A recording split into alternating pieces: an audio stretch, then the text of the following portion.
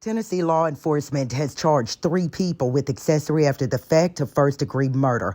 Deara Sanders, 23, Giovante Thomas, 29, Tanaka Brown, also age 29, and Tanaka Brown not only has been charged with accessory after the fact of the first-degree murder, but Tanaka Brown has also been charged with tampering with evidence in connection to the quadruple homicide that happened near Reelfoot Lake in West Tennessee. Now, exactly how these 3 aided Drummond in his attempt to escape has not been released. And actually, I'm impressed that with all of the law enforcement involved, that they've been able to keep that information close to the vest, because the manhunt alone involved Dyer County Police, Tiptonville Police, the FBI, and the TBI.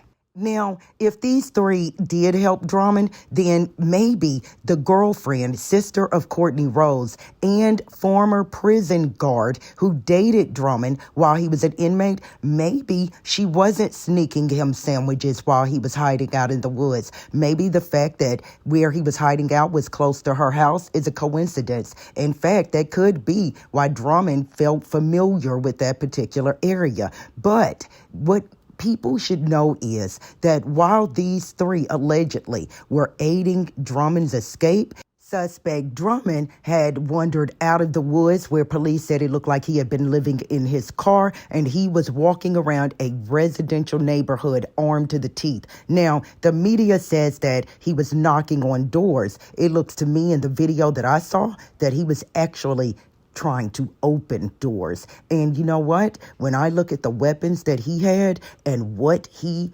was allegedly running from, I think that it was very possible that it could have ended up in a hostage situation. And so the police were correct to put a shelter in place in order, in my opinion. If these 3 gave him any food and water, then it could not have been much, because I agree with the neighbor who lived next door to the pool house where Drummond was eventually found and captured. He looked thirsty and hungry and frustrated and desperate. Weapons were found around the area that Drummond is believed to have been in during the manhunt, but no weapons were on him when he was arrested. You see, he spent most of his life in prison. He is very aware that a run-in with law enforcement, being accused of a quadruple homicide in the middle of the day, and then abandoning a 7-month-old baby on a front lawn, that if he was armed, he likely would not have been taken in alive. Now, that's what Drummond thinks.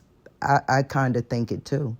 But I could be wrong. And what was going through Drummond's head is pure conjecture on my part. But going from armed to the teeth to being captured with no guns, I think he thought that he would be safer if law enforcement did not believe that he was armed. Sanders, Thomas, Brown, they're facing 1 to 2 years if convicted. And if these allegations are true, then a lot of people would say they deserve it, because 1 to 2 years is penitentiary time, not county jail time. And there is a difference. Ask anybody who has done time. Well, they would say these people had no care. This man was running around armed to the teeth, like I said, in a residential neighborhood.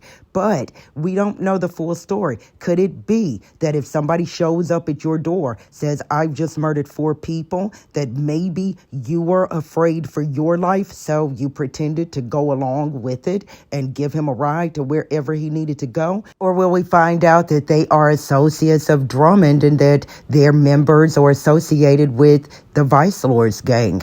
Anyway, before I go, I wanted to mention that when Drummond came up for parole in 2020, District Attorney Jody Pickens wrote a letter to the Tennessee Parole Board, and among other things, Pickens told the parole board that he had no interest in rehabilitation Drummond and that he was not fit for society, urging the parole board not to grant Drummond early release. And in fact, I read that in 2020, the parole board did turn down Drummond for parole. So it looks like the state of Tennessee might have tried to keep Drummond behind bars as long as they could, and they just couldn't anymore.